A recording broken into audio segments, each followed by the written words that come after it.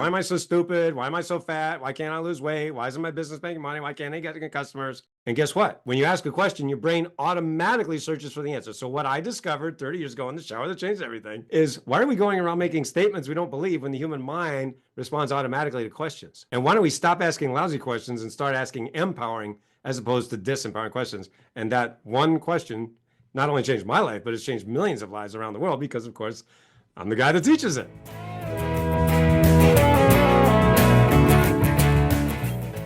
I'm Nesbitt-Rodarte, and you are listening to Gratitude Geek, the podcast for building genuine, lasting connections with clients, colleagues, and community. Today, I'm joined by friend of the show, Dr. Noah St. John.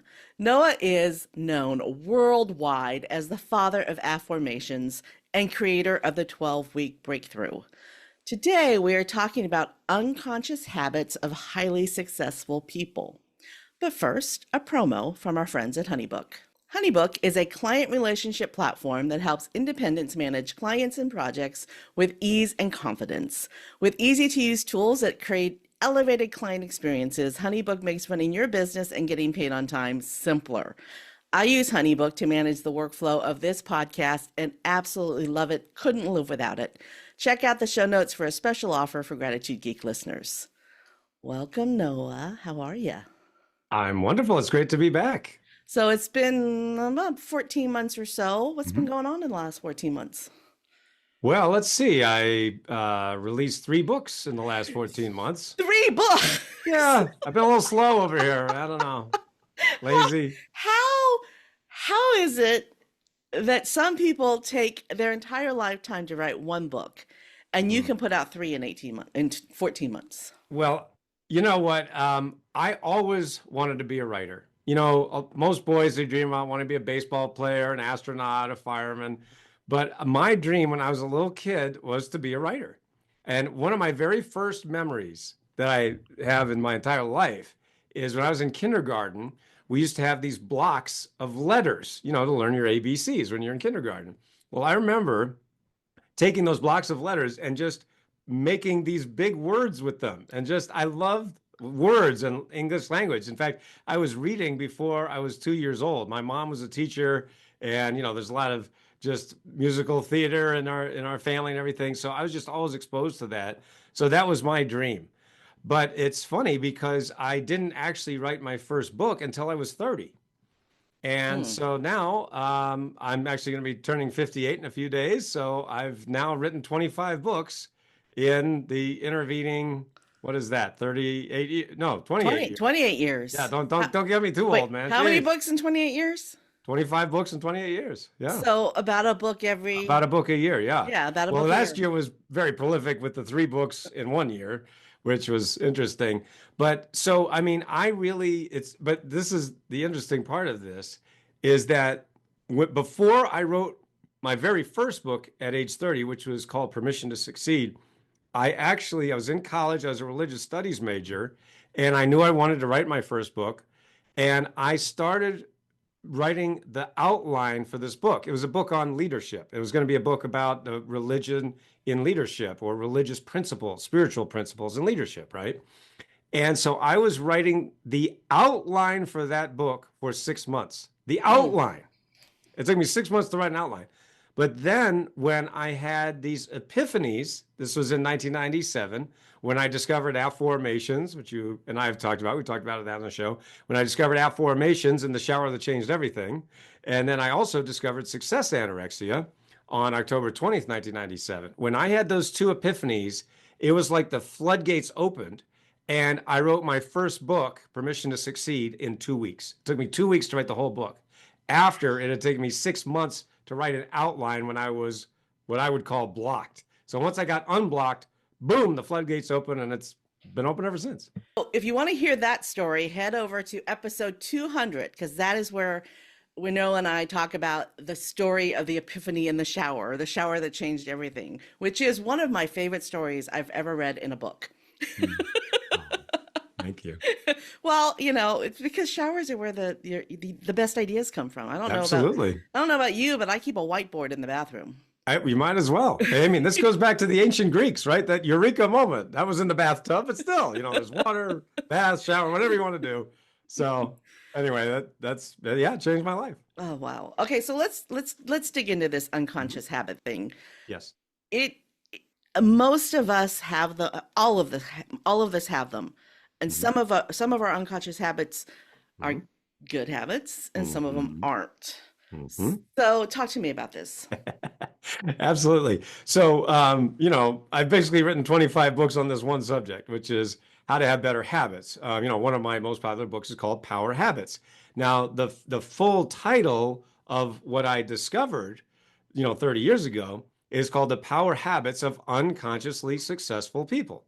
Now, that sounds like a mouthful, but it's actually very simple when you break it down. So, when you think about wanting to build a new habit, right? Whenever we humans want to master something new, a new habit, a new thing that we want to do, a behavior or a task or a skill, right? We go through 4 stages of competency. Now, these stages are: number one, the first stage is unconscious incompetence. That means you don't know, you don't know. The second stage is conscious incompetence. That means you don't know. The third stage is conscious competence, which is you know you know. And then the final stage is unconscious competence, which is you do without thinking. So, for example, in my keynote speeches, as a keynote presenter, I get to do keynote speeches for teams, organizations, all, companies, corporations all around the country and around the world, whether live or virtually. One of the things I like to do as a keynote speaker is I give this example of driving a car, right? So I say, how many people here know how to drive a car? And of course, every hand goes up. And then I say, well, did you know that you actually had to go through those 4 stages I just talked about to drive a car? The first stage is you didn't know how to drive a car. Nobody comes out of the womb and says, hey, where's my car?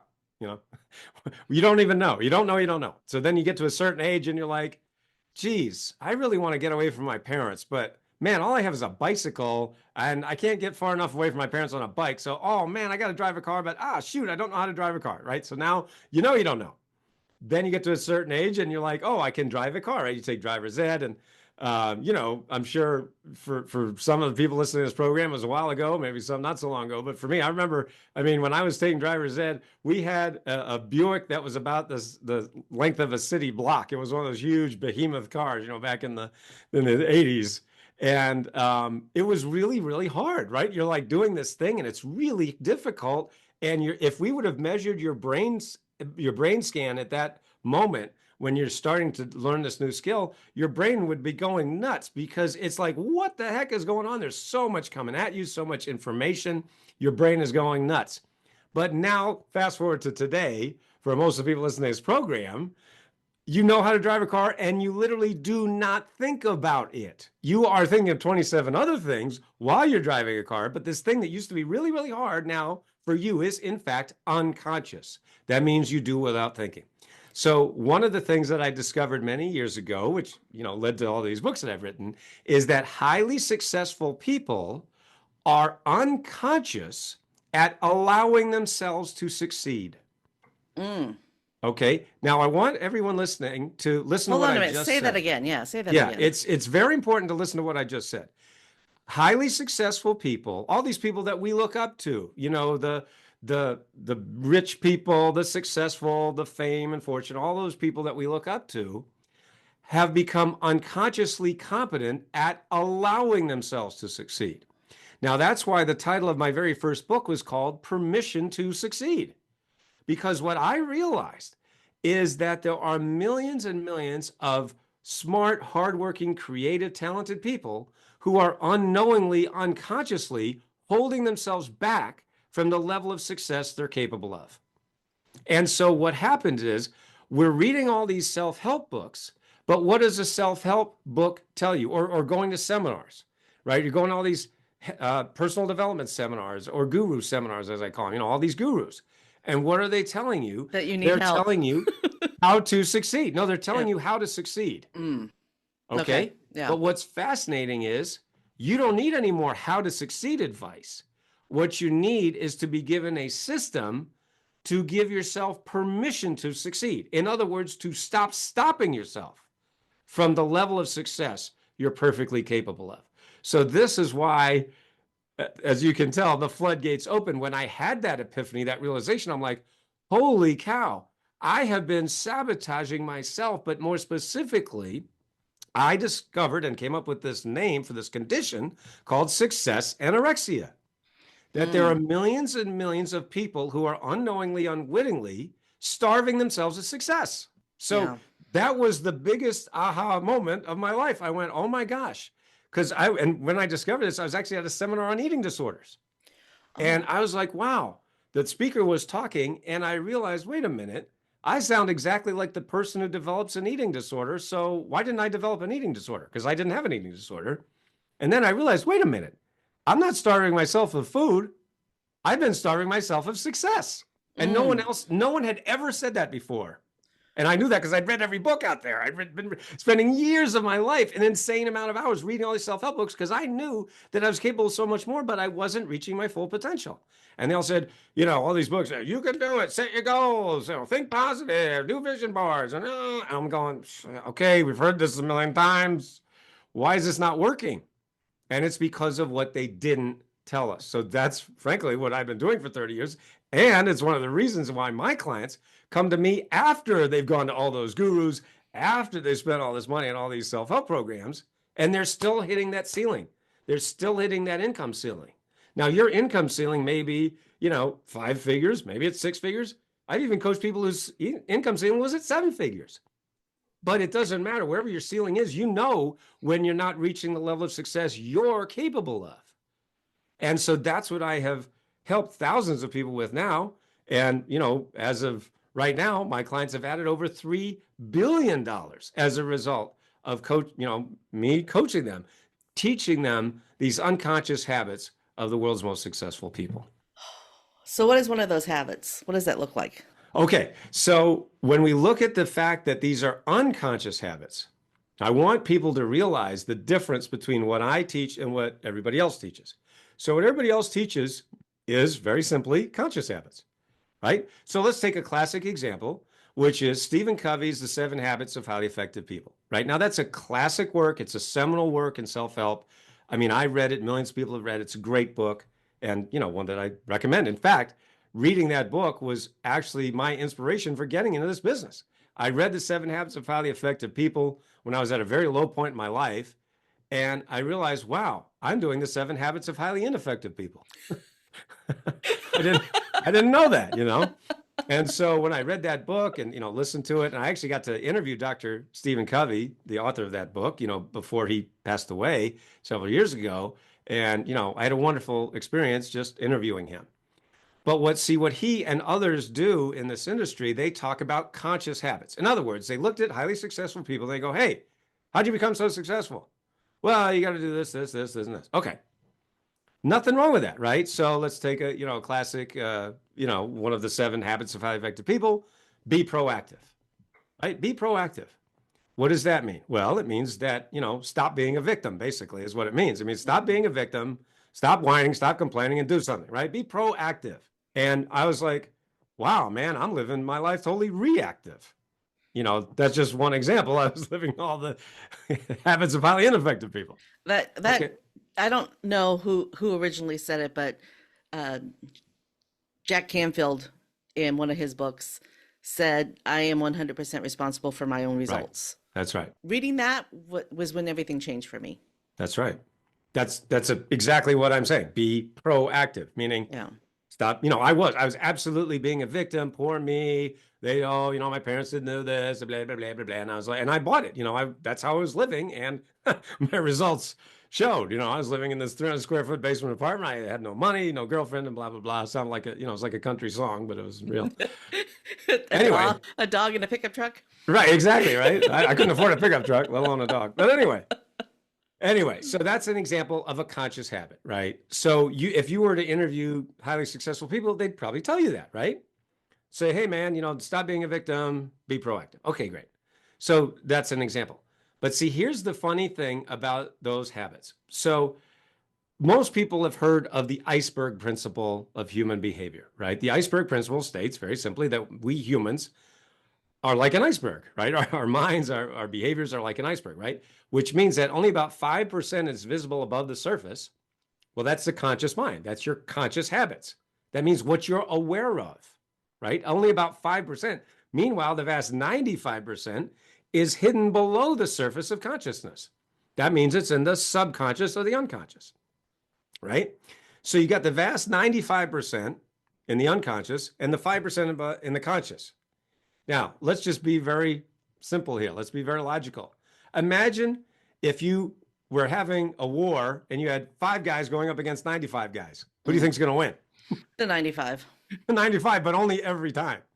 Only every time. Only every time. Yeah. So if you're happy being a victim and not getting the results you want, then by all means keep doing what you're doing. I live in Michigan, and it's the middle of winter here, and so the icebergs are out in the lake. I live off of Lake Michigan. Right. And this is what I know about icebergs. Yes. Is that more and more and more of the tip starts to show the more pressure and the colder it gets. That's right. So you can put pressure on yourself so that more than 5% is so you can be more than the 5%, right? The 95% can am I saying this right?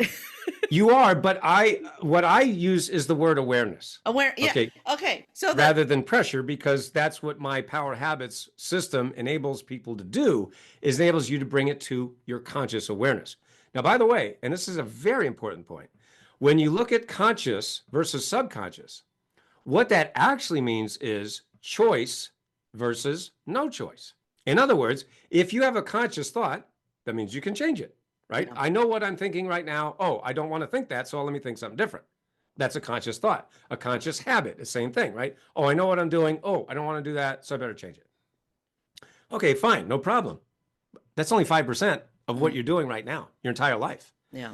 You got 95% that you're not aware of. It's below the surface of consciousness. You don't know what you're doing or why you're doing it.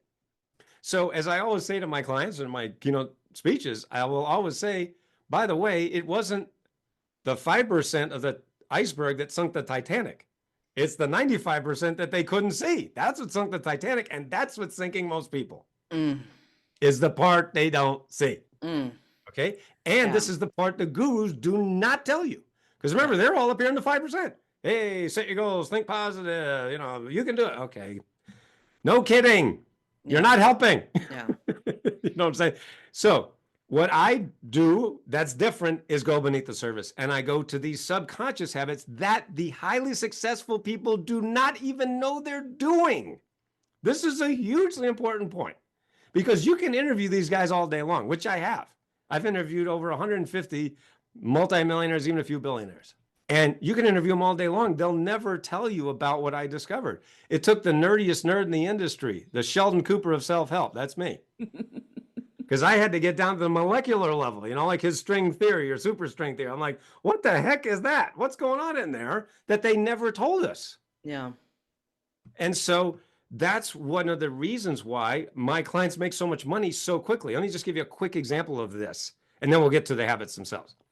Okay, so I was talking to one of my clients named Charles, and I said, hey, Charles, and I ask all my clients this, whether it's one-on-one coaching or group coaching. And by the way, you can learn more about my coaching on my website, noahstjohn.com. You can learn more about that. I said to him, and by the way, he'd been reading my books. He, understood what makes me different in the industry, not the same as everybody else.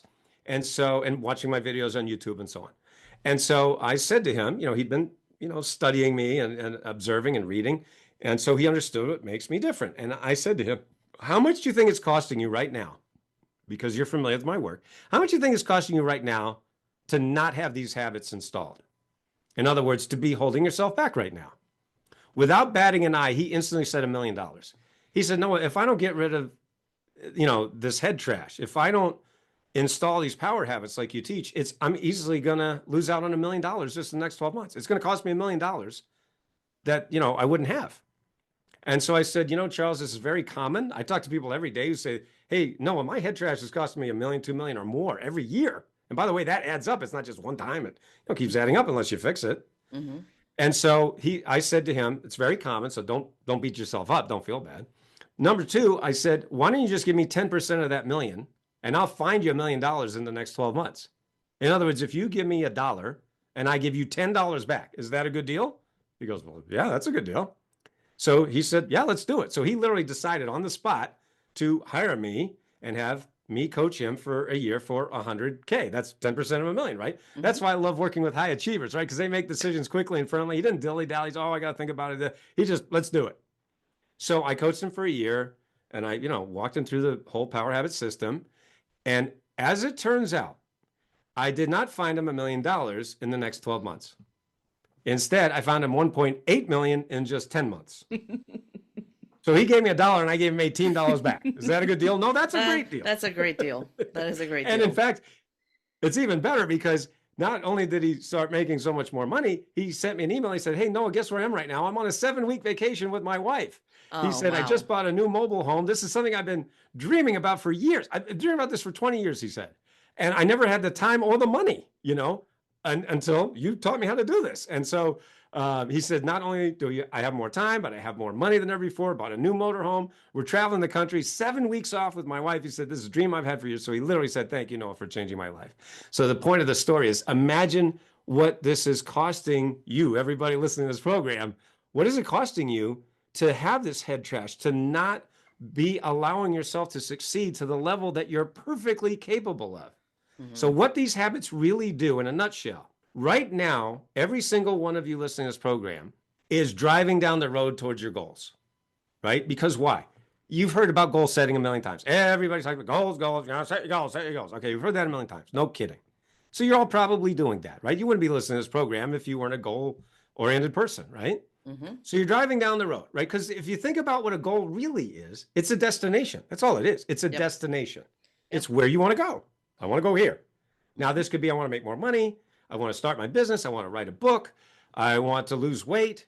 I want to find love. I want to have a happy marriage, whatever it is. So it's not just money that I'm talking about, but money is an easy thing to measure, right? Before you were making this and now you're making that, so it's money's easy to measure, but I'm talking about way more than money.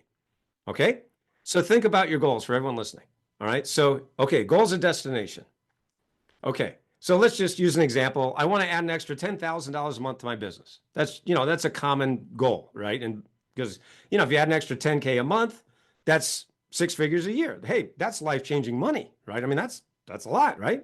Okay. So that's my goal, Noah. Boom. That's what I want. Got it. Okay. So you're driving down the road. Boom. I'm going towards my goal. But here's the problem. Did you know that most people are driving down the road of life with one foot on the brake? Feels like it sometimes, yeah. Yeah. Mm-hmm. And so here's what happens in this industry, Kansas. And I want everybody listening to really get this. So here's what happens. You're driving down the road, right? But you unconsciously have one foot on the brake. How long do you think it's going to take you to reach your destination? A lot longer than it should. A lot longer than it should. Exactly right. Now, notice you're using a lot of energy. You're using a lot of time. You're using focus. You're spending money. You're doing all the right things. There's just one thing wrong. But here's what happens. What happens is you're like, gosh darn it, I'm not reaching my goals fast enough, right? You get frustrated. It's like, it's frustrating. Believe me, I know, I've been there. So what happens for most people is they go to the gurus and they say, well, hey man, can you help me? So guru number 1 says, oh yeah, absolutely. See, all you need to do is buy my high-priced, high-octane gas, right? I got this great gas here. Put this gas in your car and you'll reach your goals a lot faster.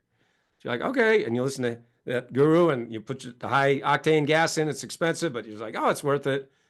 But you get back in the car, you're doing the same habit, the same behavior, you're getting the same results. You're like, oh man, that didn't work. Then you go to guru number 2.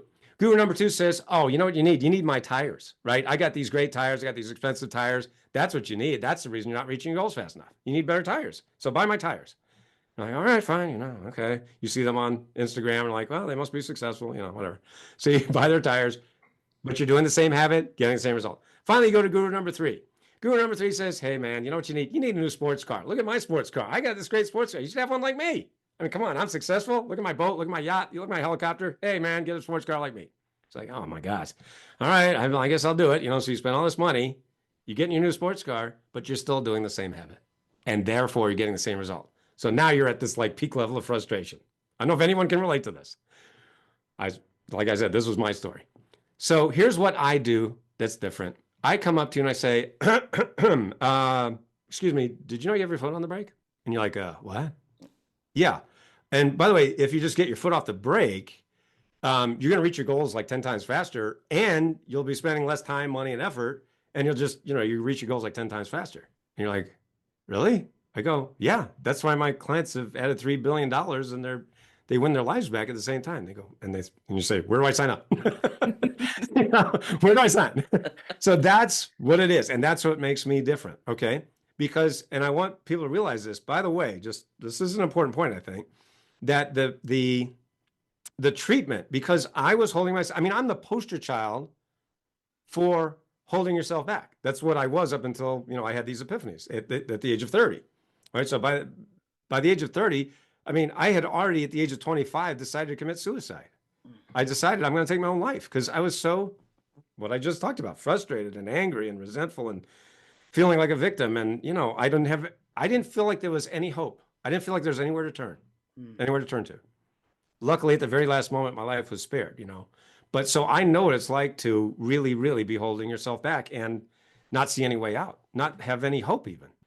And so, when I realized what I'm sharing with you right now, it really explained my entire life.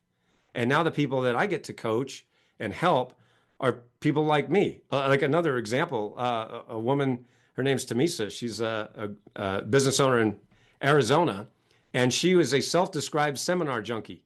That's what she said. She was a seminar junkie, going to all these seminars, doing everything I just talked about.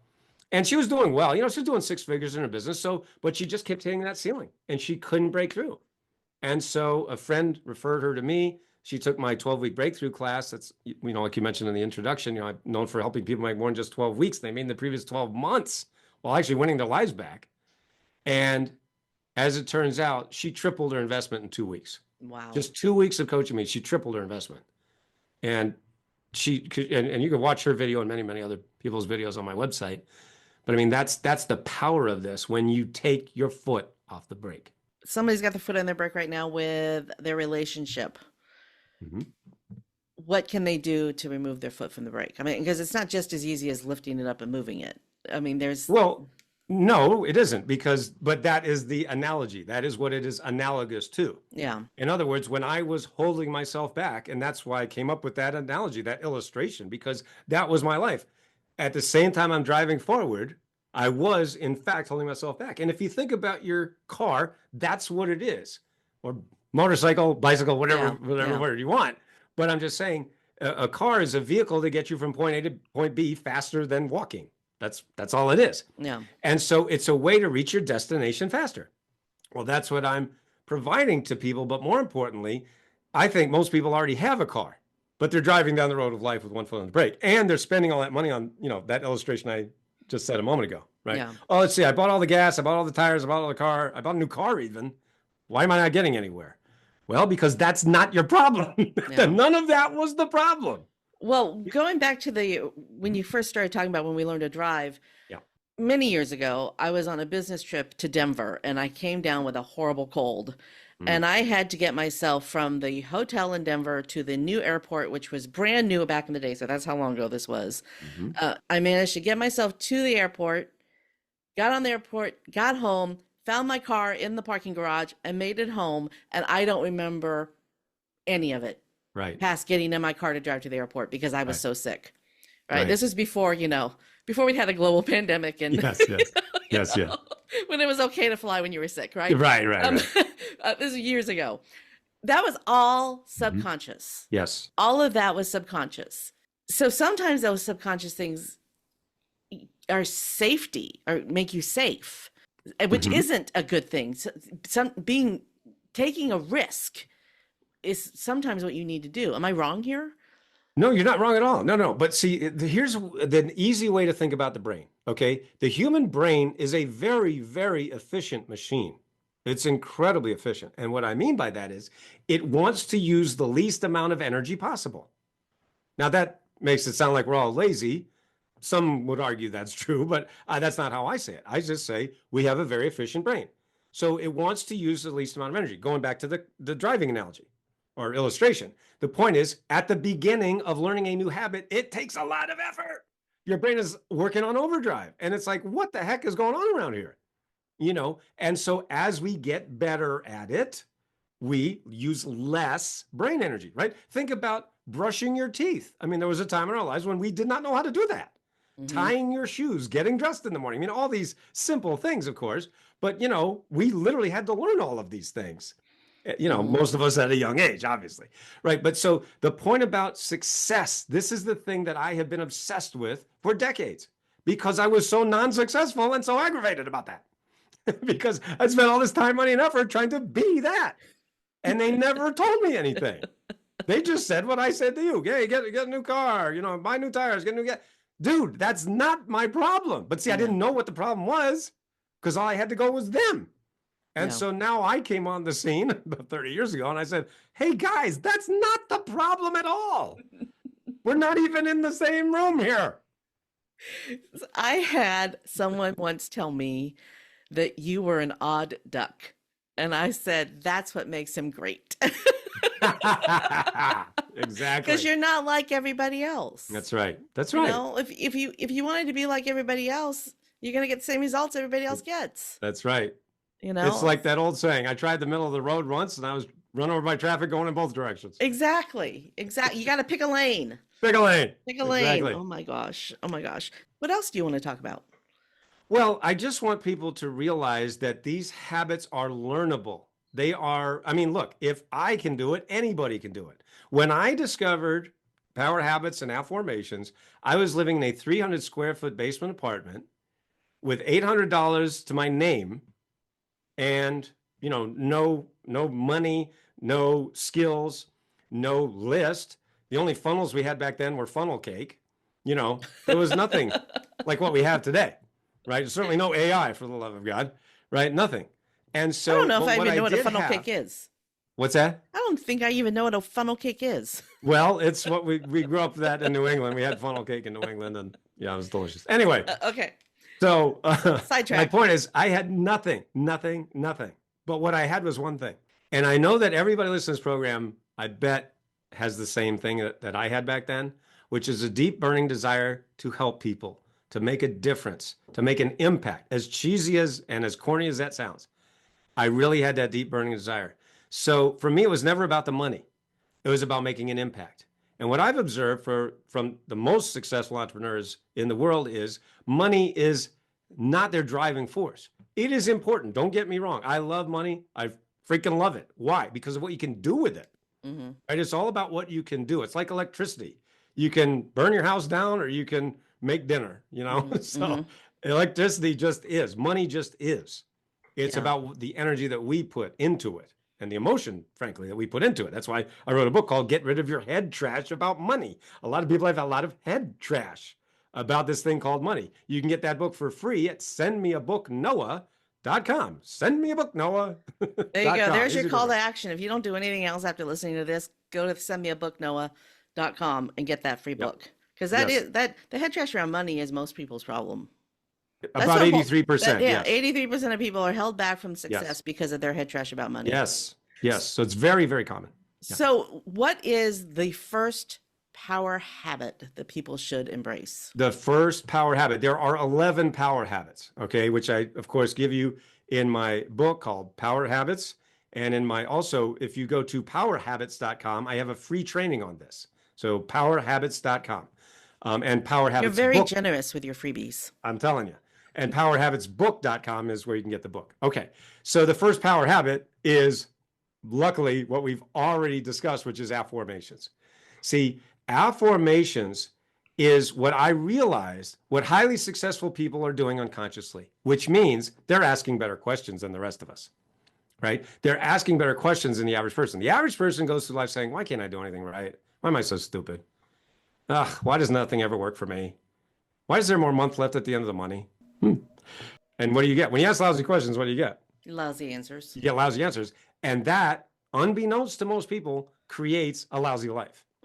So that's why most people are walking around living lives of quiet desperation. So what I discovered, and of course I've been teaching for 30 years, is my discovery of affirmations. Remember, it's AFF. I'll hold it up here so you can see it. Affirmations, AFFORMATIONS. Of course, you can go to afformations.com and learn more about that. Yes, I have 200 domains. I won't give you all of them, I promise. Anyway, afformations.com. So this is the essence I should say the foundation. It's the foundational power habit. Why? Because everything starts with a thought. Everything starts with a thought, number one. Number two, did you realize that the manifestation industry is a multi-billion-dollar industry that is built on one big lie? Dun, dun, dun. That was like dramatic, wasn't it? What is the lie? The lie is that you can only change your life by using positive statements. Yeah. That's the lie they all told us. Yeah. Now, I am the guy those that came positive up. statements are a lie. Well, for 75% of people, yeah. Literally, a scientific study was done on this very topic, and they found that 3 out of 4 people who use the old affirmations method, the one we're all taught, Yeah. end up more frustrated than before. So imagine if you had a smartphone that didn't work 3 out of the 4 times you went to use it. You'd probably get a new phone, wouldn't you? Well, Yeah. I invented a new phone for your brain. It's called Affirmations. Not affirm, but a form. And I have been using this tool that you created for, I don't know, a decade maybe. Yeah, And, exactly. and I talk about it all the time. I actually was having a one-to-one on Zoom with a woman in Europe who is a life coach in Europe. Yeah. And she was like telling me that most of her clients are in the United States, because in Europe they don't really do life coaching, yada, yada, yada. And I was telling her about affirmations and how to form the question and all that. And she goes, well, I don't like why. I like how better. So talk about that. We haven't really addressed what an affirmation is yet. But when you do, pull in the why versus how. Absolutely. I love this question. This comes up all the time. Okay.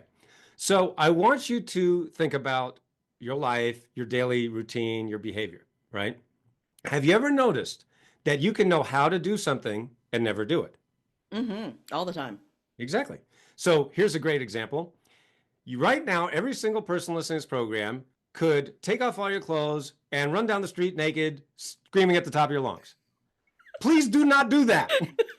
Do not do that. It's like 25 degrees outside. Right. We're not doing that here. Don't do that. But you could do it. You could do it, but don't do it. You know how. Right, because you know how to do that. Oh, I Yes. just take off my clothes, run down the street naked, screaming like an idiot. Great. No, don't do it. But you could do it. Yes. But why don't you do it? Because you just said it. It's 25 degrees. And of course, it's pretty silly and dumb. And I might get arrested. a lot of reasons. There's laws right? against that. Why you don't do that silly behavior. Yes. So I literally just proved to you in 10 seconds why the word why is 1,000 times more powerful than how.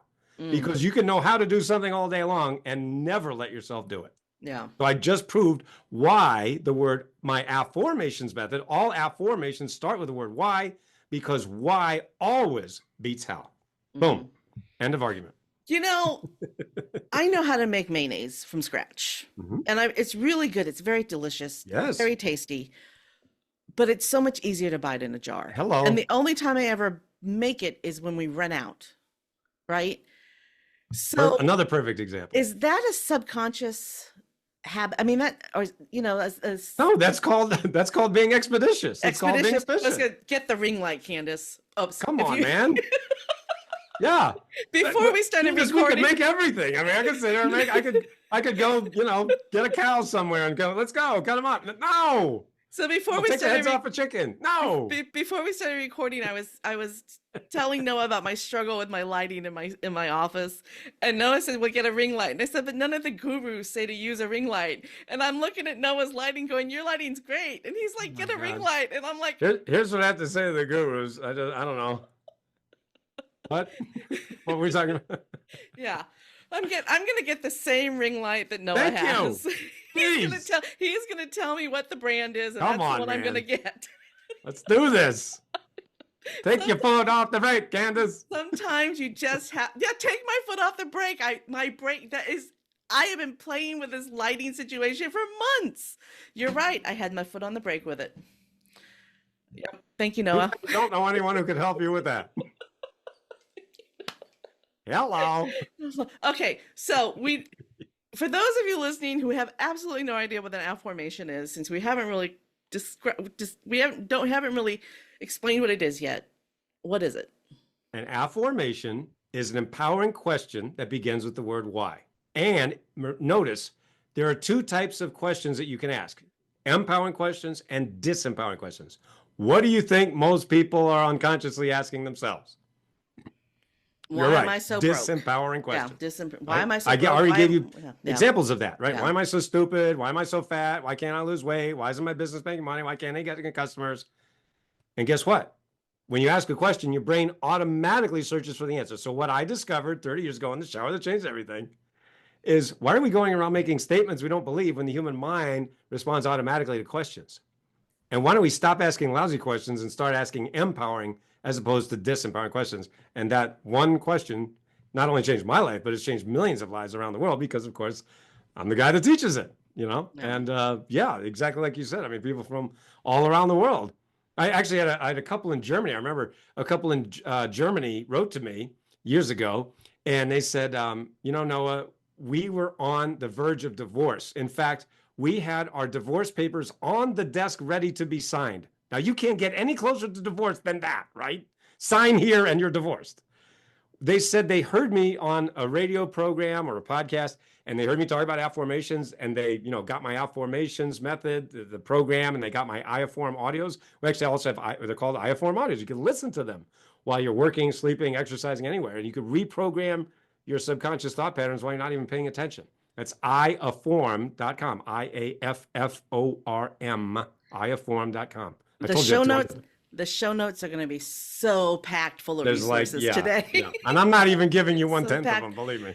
A few months ago, I interviewed Alan Dibb, who is the author of the One-Page Marketing Plan and Lean Marketing. One of the things that he talks about in the lean marketing, which comes from lean manufacturing, which is I think it was Toyota who came up with lean manufacturing. Yeah. One of the things that they do is the 5 whys. So when something breaks, they ask, why is this broken?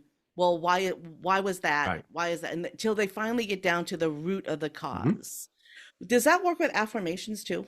Not really. You don't need to ask 5 different ones. You can just affirm. Now, in my book of affirmations, I give you over 400 unique affirmations that you can use. And I also have an affirmations journal. All that's on Amazon. But, just search my name. Just search Noah St. John, and you'll see a lot of books. But there's the Millionaire Affirmations and Millionaire Affirmations Journal. So yeah, but you don't need to go necessarily ask 5 deeper, but you can ask in 100 different ways. Like, for example, why am I so happy right now? You see, you can literally change your mood right there. And by the way, just to finish the story, the couple, heard me and they started using my iAfform audios and reading my books and getting my program, and they tore up the divorce papers, and now they said they're madly in love again. Isn't that great? That's a beautiful story. I'm like, I literally changed those people's lives. And I mean, of course, money and health. I mean, I've helped people lose hundreds of pounds and keep it off. And, of course, money, over $3 billion. So yeah, because just, again, I want everyone to get this. Everything in your life starts with a thought. So if you're feeding yourself disempowering thoughts, what do you think your life's going to be? So let's start feeding you better thoughts using my affirmations method, and then installing my power habits so you too can stop stopping yourself from the level of success you're perfectly capable of. One of the famous I am statements, affirmations out there is, I am a money magnet. Yep. The way you turn that into an affirmation is, why am I a money magnet? Or exactly. Why does money flow easily and That's right. towards me? That is as simple as that. I have the little book of affirmations, and every time I get, I feel, whenever I feel like I have my foot on the brake, I put it on and I listen to it, and it just really resets me. It's like one of those, I don't know how many times I've listened to that book, but it's one of those books that I come back to probably once a year, that I come back to just to get that reset. Because, even it's like anytime you go to a guru, you lose what you learned a week later. So even it's kind of like fast food for your it doesn't fill you up very much. Yeah. But so even though this is the way that I have been living my life through affirmations for a decade now, I still need to remind myself and reset. And not for nothing, Candace, but you have to install all 11 power habits. Remember, affirmations is just the first one. It's the one that everybody loves because it's so exciting and powerful and simple. You do it 5 minutes a day and change your life. Yeah. But if we want to really scale up, like the stories that I've been sharing, and there's hundreds more. You can just, in fact, I would highly recommend that everybody listening go to breakthroughwithnoah.com. I'm known as the Breakthrough Coach, hence breakthroughwithnoah.com. Just watch some of the stories, watch the videos there. And then, hey, if you want to talk to me or one of my coaches, book a breakthrough call at breakthroughwithnoah.com. It's 15 minutes. Well, you'll walk away with a 3-step plan to literally change your life in the next 12 weeks or less. Breakthroughwithnoah.com. But hey, man, You can do that in 15 minutes? I can, yeah. We've all been on these calls that go on forever. I'm like, dude, time is money. Come on, man. Can you get to the point? I don't need this. So I'm like, again, I'm the opposite of those gurus. I'm like, let's go. Let's get these plans in place. Let's move it. Yeah. Because I don't know. It's annoying when somebody wastes my time. I can't stand it, so I don't do it to other people. And, my clients seem to appreciate it. I mean, I've literally been on a call for 15 minutes and people will invest, 30,000, 50,000, 100K with me, because they want that fast result. Yeah. And I'm like, let's do it. It does. It's always a pleasure to be in your presence, Noah St. John. Thank you. And so to you as well. I can't wait to have you back to have another discussion. Yay. But for now, Noah St. John, this is your moment of gratitude. For whom or what are you most grateful? I'm grateful to God for allowing me to still be alive. I could have easily not been here in that moment when I decided to take my own life. And I feel like God spared me, and said, no, I still need you, man. And so I'm very grateful for that. And of course, I'm very grateful to my beautiful, loving wife for just taking great care of me these last, 18 years that we've been together. And just very grateful for, being able to live what I like to call a freedom lifestyle, having the time, the energy, the relationships, and the money that I always dreamed about when I was little. And now I get to live it and talk to wonderful people like yourself. Thanks for tuning in to Gratitude Geek, the podcast for grateful micropreneurs building genuine, lasting relationships with clients, colleagues, and community. Our theme music is by Rev Rock and Soul Lily. To connect with Dr. Noah St. John and check out all the resources, and we talked about a lot of resources, head over to the show notes at gratitudegeek.com. This is episode 262. I've been your host, Candace Rodarte. Stay groovy, my friends. Stay groovy, my friends.